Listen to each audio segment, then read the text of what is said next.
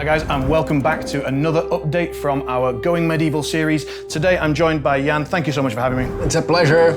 And today we are looking at the social immersive aspect of the game. So this social immersive experience that you want to create for us, the players. Yeah. And to do that, I think we're going to have a look at a little scenario, one of the interactions that we might see in the game. So can you tell me a little bit what's happening here? Who are we and what's going on? Yeah, just to briefly recap the situation, we're entering the village, there's a burning house nearby, somebody is apparently trapped in the house, shouting for help, so we're gonna inspect the location and do our best to, help.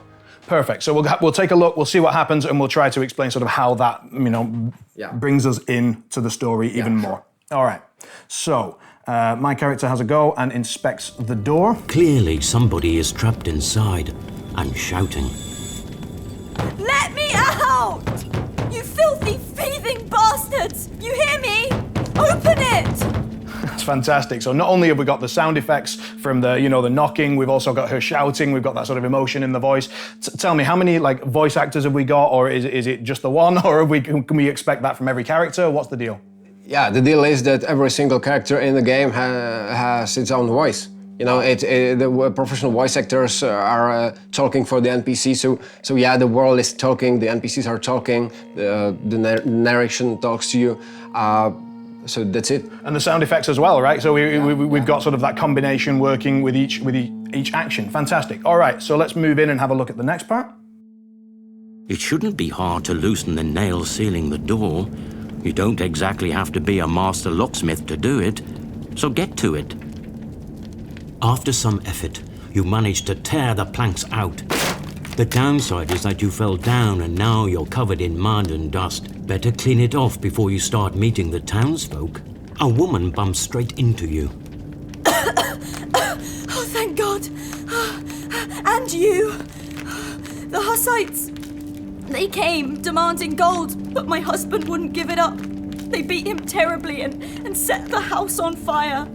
Please. He's still trapped in there. Do something. Mm-hmm. And so she runs into us, she bumps into us.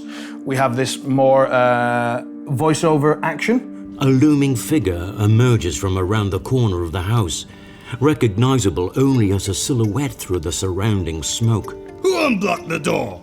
You're supposed to be roasting in there. Move, woman. Back in you go.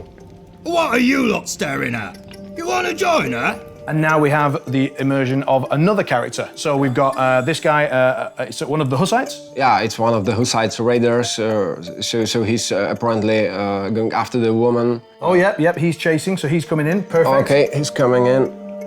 That's one of them. He did it. Please help, I beg you.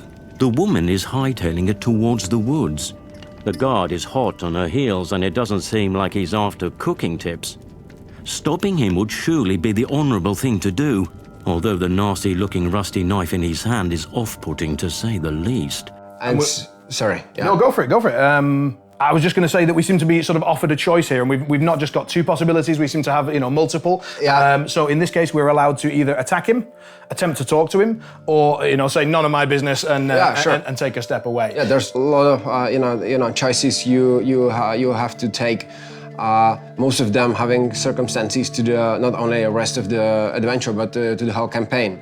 Right. So you can easily let some branches, some paths close while others are opening at the moment. And it's up to you. It's up to you to decide your way through. Will you help the woman?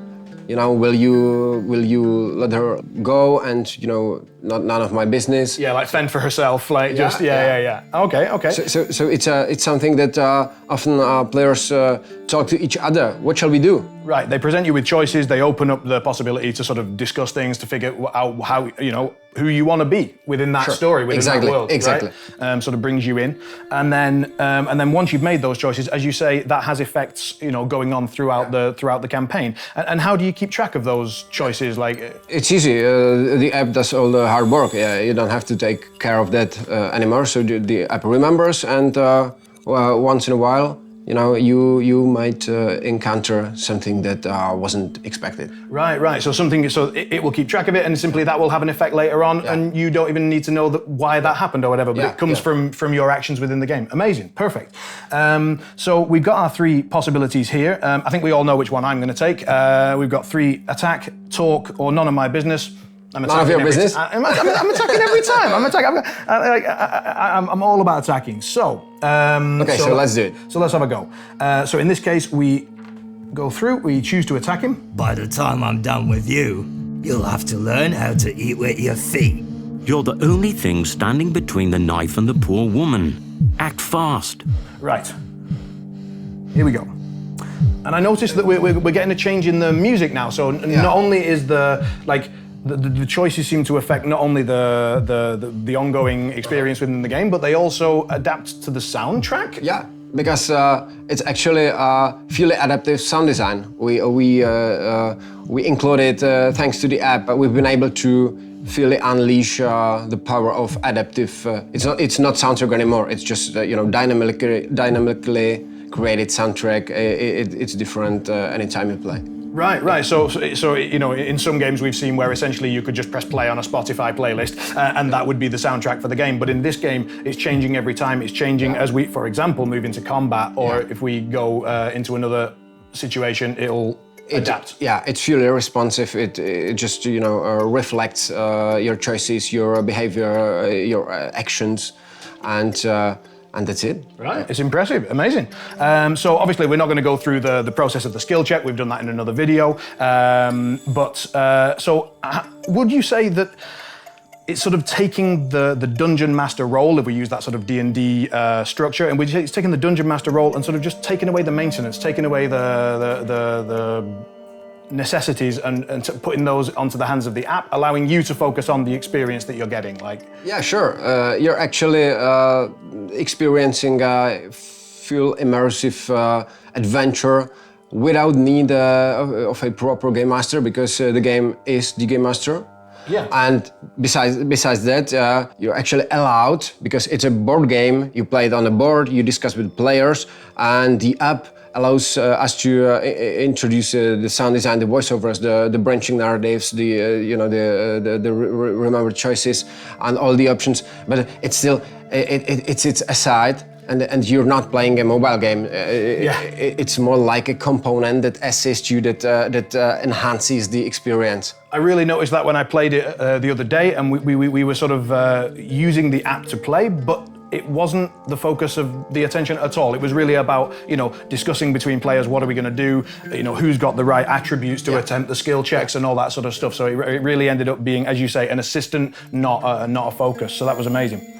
All right, guys, I hope you've enjoyed this video on the social immersive aspect of the game. If you want to continue to get more updates, do follow us. And if you have any questions, as always, leave them below.